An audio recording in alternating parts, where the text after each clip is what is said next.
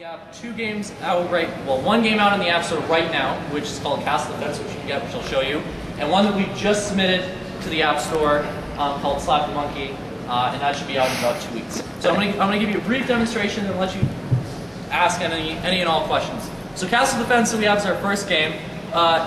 Took a team of 5, myself, 2 other developers, a composer for the music, and a designer for all the graphics that you see. So the whole premise of the game is that waves of enemies are going to come and try and attack your castle, and you with your finger need to throw them up and basically defend your castle. You can drop them in your castle to get different upgrades, and we have everything from magicians that can strike down guys, mortars that will fire huge bombs. You can shake your phone and everyone goes crazy and flying.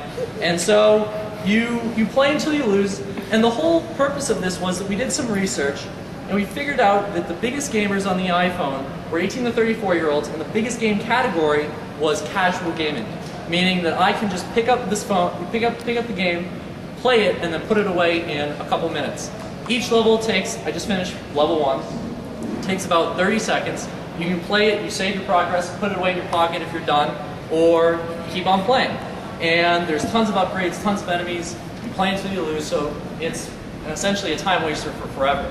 So, and of course you can tweet and Facebook your iScore to, compete with your friends. So that was our first game, 4 months in development, and that has been out since June of 2009 for $1, and we also have a light version as well. The other game, we were looking on the App Store, and we were thinking, how can we be, we did this game, and then we saw iFart, number 1, $1.5 million. The entire app was just, I'm going to click a button and it's going to make a fart noise. We were like, that made $1.5 million. Why don't we spend 3 days or 2 days in development and make something just as silly and stupid, but who knows? So this is Slap the Monkey. The whole purpose of this game is you hold your finger and you got to see how fast you can slap the monkey. And then you can Twitter and Facebook your score and it tells you how fast. Surprisingly, people are very competitive with this, and it is dangerous because you will give it to your friends and they will get genuinely mad when other people beat them. So that is our other game that we just submitted to the App Store. Surprisingly, no one has done this before, so fingers crossed that we can have possibly next $1.5 million iFart game. So those are our 2 games. Very quickly before I open up for Q&A, some things we did right versus some things we did wrong. Things we did right were to actually come up with unique ideas. And granted, in development time, other people can kind of steal your ideas. It sucks being in high school and actually having schoolwork and you can't develop 100% of the time. But always have a unique idea. Always do lots of searching. Look for the market that you want to take over. We all did that. It was great. I think we created really fun games. We had lots of people test it. The biggest thing that we kind of screwed up on was in development, someone else came up with, for Castle Defense, another idea, Stick Wars. They were number 1 in the App Store for a while.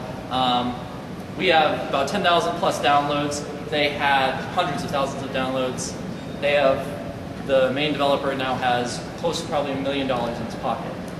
What was the difference between our 2 games? At the beginning, pretty much nothing. But what he did is he put out a version, really alpha, beta version of it about a week before us. And we, Charles over here is my other developer at the time, and we remember laughing at him saying, this is terrible, look at our product, it's so much better. And that really screwed us. And he started to get a good following and he kept releasing updates. And when ours finally released, granted we had a higher quality first version out, but he already had the following, and that went on to make him really successful. So create a core product, figure out what that is, release it onto the App Store as soon as possible, and then iterate often thereafter. And so that's the biggest advice that any of you guys want to build iPhone apps or games, do that. So Q&A. There's 2 of you? Right now, there is about 5 people, myself, 2 developers, a designer, a composer for the music, and that's what we got. On this, we have 10,000 on Castle Defense, which is our first one. We have 10,000 plus downloads with the free and paid version, and that's been out since June of 2009.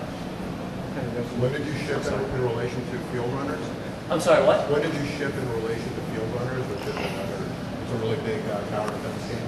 I don't know about Field Runners. I know our biggest competition was Stick Wars, which was #1 in the App Store for I think like a week and a half, and they released their version 1 a few weeks, maybe a week or a week and a half before us. So that critical time was absolutely critical because there was no one else in the App Store that had this app. When we thought of it, no one had this, and people really did want it. So I knew it was going to be a good idea. Unfortunately, we got beat to the punch a little bit. Just remember location. Greg, we'll take one more question, please. Sure. About how many man hours is it about? Man, I mean, hours, it's tough, lots. With schoolwork, I mean, I think it was like a 4-month it took to develop it on top of doing schoolwork and doing other things as well, getting graphics. I mean, combining everything together, the music, the graphics, the programming, I wouldn't be surprised if it was consecutive days worth of hours of development time for that. Well, I'd say we worked. Yeah, you probably. A week, maybe 3 hours for 4 months. Yeah, it was a lot. Designer and coder work separately. Yeah, so it was a lot, but we also built things that now have open frameworks we can do. Like we scripted our own physics engine. You can now get an open framework for a physics engine. So we did a lot of it ourselves, where we should have actually went and got other things. I'm up in the top booth there. If you guys have any questions or actually want to see it or play it more, we have everything up there. Thank you for all your time. Greg, thank you.